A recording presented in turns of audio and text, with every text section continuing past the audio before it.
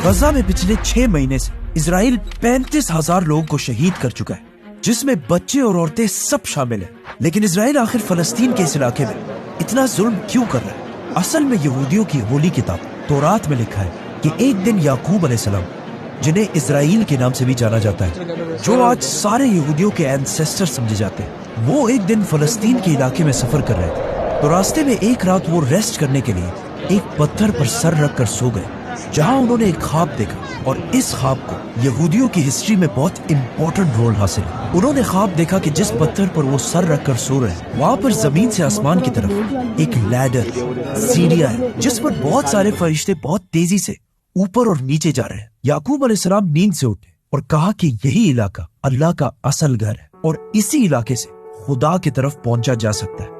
तो मतलब यहूदियों के लिए फलस्तीन के इस इलाके की इतनी बड़ी इंपॉर्टेंस है। इसीलिए इस फलस्तीन के इलाके को हासिल करने के लिए यहूदी आज किसी भी हद तक जा सकते हैं। याकूब अलैहिस्सलाम के बाद फलस्तीन में जो कुछ भी हुआ उसे हम इस वीडियो में एक्सप्लेन कर चुके, जिसे अब तक करोड़ों लोग देख चुके। सो मस्ट वॉच दैट नाउ।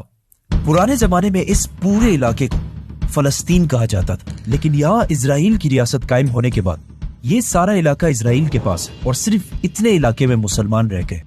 फलस्तीन में मुसलमानों के इलाके भी 2 हिस्सों में डिवाइडेड है, वेस्ट बैंक और ये छोटा सा इलाका गजा।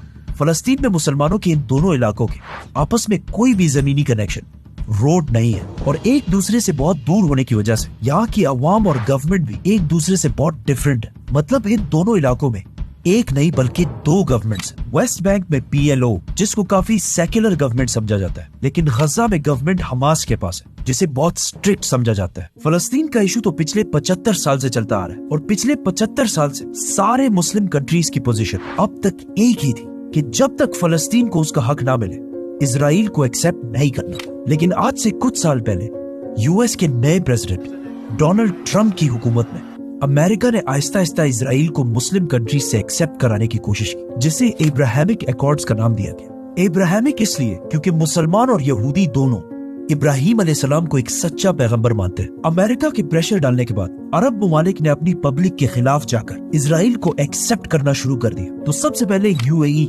बहरीन, मोरक्को, ओमान, इन सारे अरब कंट्रीज ने इजराइल को एक्सेप्ट कर लिया और जो भी मुस्लिम कंट्री इजराइल को एक्सेप्ट कर लेते, अमेरिकन गवर्नमेंट ने उन्हें स्पेशल एड भी दिया। मतलब सूडान के इजराइल को रिकॉग्नाइज करने के बाद अमेरिका ने उन्हें $1.2 बिलियन का लोन दिया और उन्हें टेररिज्म एक्सपोर्ट करने वाले कंट्रीज के लिस्ट से भी हटा दिया। और मोरक्को के इजराइल को एक्सेप्ट करने के बाद अमेरिका ने मोरक्को की डिस्प्यूटेड इलाकों को भी एक्सेप्ट कर लिया, जिसके बाद आहिस्ता आहिस्ता सारी Muslim countries, Pakistan, Indonesia, Bangladesh, सब पर प्रेशर डाला गया कि वो भी इजराइल को एक्सेप्ट करें। कहीं से एक लॉबी तो आई थी कि जी इजराइल को रिकॉग्नाइज करें, और ऐसा लग रहा था कि दुनिया का सबसे बड़ा अरब मुल्क सऊदी अरब भी इजराइल को एक्सेप्ट करने ही वाला है, क्योंकि मोहम्मद बिन सलमान ने कहा था कि सऊदी के लिए इजराइल से ज्यादा ईरान खतरा है। और ये भी पॉसिबल था कि अगर सऊदी इजराइल को एक्सेप्ट कर लेता, उसके बाद बाकी सारी मुस्लिम कंट्रीज ने भी इजराइल को एक्सेप्ट कर लेना। इसके अलावा पिछले कई डेकेड्स इजराइल मुसलमानों के इलाकों में बहुत चालाकी से सेटलमेंट्स बना रहा था। मतलब बहुत ही चालाकी से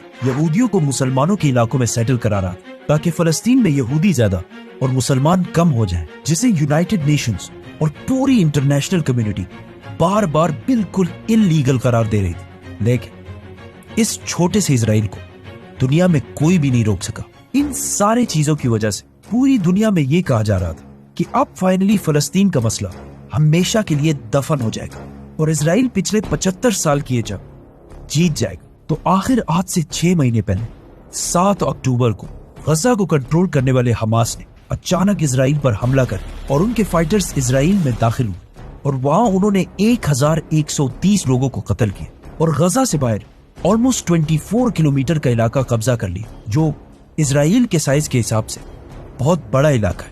और 150 यहूदियों को पकड़कर वापस गजा हॉस्टेज बनाकर लेके आए, जिसके बाद पूरी दुनिया में ये न्यूज फैल गई कि हमास ने इजराइल पर बहुत बड़ा टेररिस्ट अटैक किया है और कहा कि उन्होंने बहुत सारे सिविलियंस और बच्चों और औरतों को भी कत्ल किया है। ऑल्दो इससे कुछ अरसे के बाद हमास के लीडर्स ने एक्सेप्ट भी किया कि उनके फाइटर से इस हमले में कुछ गलतियां हुई है। हमास के इस अटैक के बाद अब पूरी दुनिया इजराइल की तरफ देख रही थी कि अब उनका रिस्पांस क्या होगा, जिसके बाद इजराइल के वज़ीर आज़म बेंजामिन नेतन्याहू ने टीवी पर आकर ऐलान किया कि अब इजराइल गजा से ऐसा बदला लेगा जो इससे पहले किसी ने सोचा भी नहीं हो।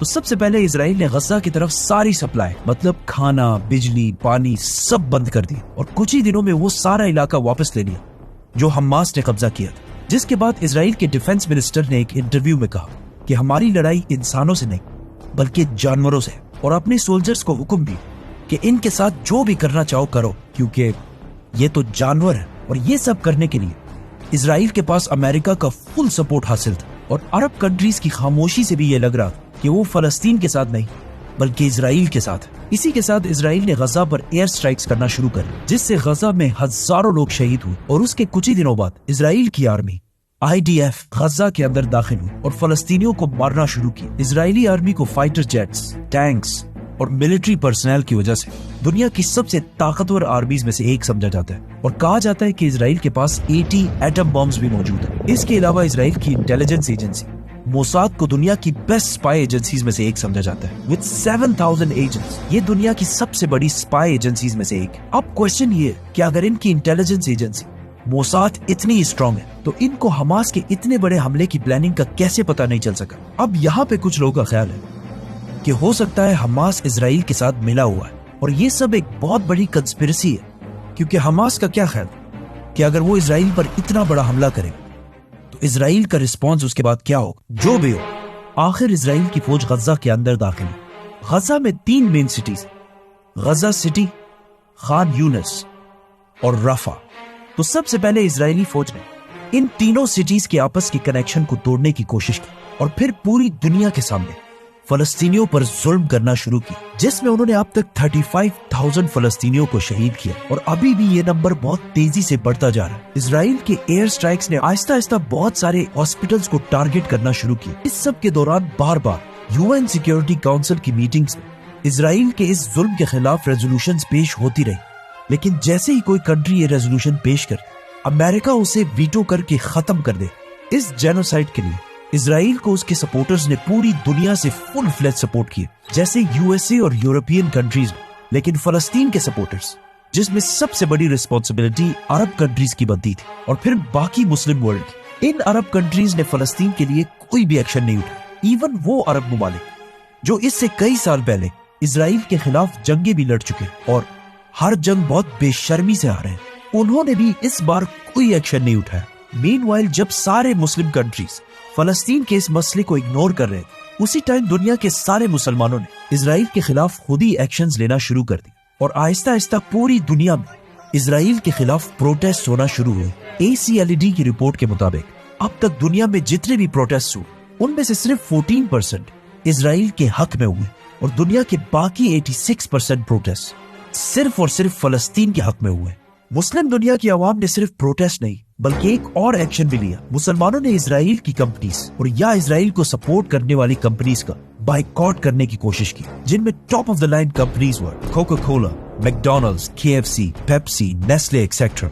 नाउ दुनिया में 57 मुस्लिम कंट्रीज और 2 बिलियन 200 करोड़ मुसलमान हैं। अगर इतने सारे लोग किसी कंपनी का बाइकॉट करें तो होना तो ये चाहिए कि वो कंपनी बिल्कुल खत्म हो जाए। इस बाइकॉट से पहले तो इन कंपनीज को थोड़ा नुकसान हो, मतलब इनके सेल्स मुस्लिम वर्ल्ड में काफी हद तक कम हुए और स्टॉक एक्सचेंज में भी इन कंपनीज के शेयर प्राइसेस थोड़े से नीचे जाने लगे। बट सिर्फ थोड़े से नीचे जाने के बाद आहिस्ता आहिस्ता कुछ ही अरसे में हर चीज दोबारा नॉर्मलाइज होने लगी और इस बाइकॉट से इतना कोई मेजर फर्क नहीं पड़ा। अब ऐसा क्यों हुआ?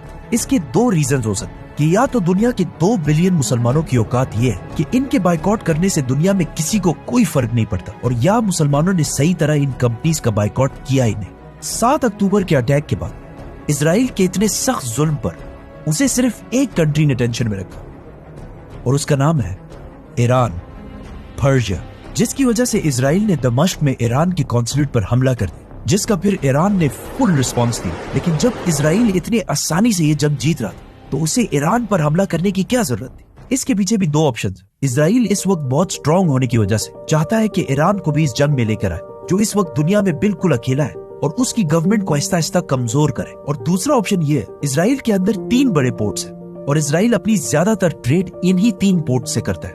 इन 3 पोर्ट्स में से एक इजराइल के इस इलाके में और एशिया से इजराइल की ज्यादा ट्रेड इसी पोर्ट के जरिए होती है। इजराइल के फलस्तीनियों पर जुल्म शुरू होते ही यमन ने ईरान की मदद से इस पोर्ट की ट्रैफिक 85% तक कम कर दी। मतलब इजराइल की जो शिप्स एशिया से ट्रेड करने के लिए पहले सिर्फ इतना टाइम लेती थी, अब उन्हें पूरे अफ्रीका को सर्कल करके इजराइल पहुंचना होगा, जिससे इजराइल को इकोनॉमिकली बहुत नुकसान होने लगा। जिसके अलावा ईरान के सपोर्ट से लेबनान के हिजबुल्लाह ने इजराइल को हर टाइम अलर्ट रखा हुआ है। हो सकता है इन चीजों से तंग आकर इजराइल ने आखिर ईरान पर हमला करने की कोशिश की। इजराइल के वज़ीर आज़म बेंजामिन नेतन्याहू से एक इंटरव्यू में पूछा गया कि इजराइल के लिए दुनिया में सबसे बड़ा खतरा कौन है, तो उन्होंने कहा ईरान, ईरान, ईरान। लेकिन अब जब पूरी मुस्लिम दुनिया इजराइल को एक्सेप्ट करने की तरफ जा रही है, तो ईरान बिल्कुल अकेला दूसरी साइड पर क्यों जा रहा है? Let's talk about Iran. Subscribe.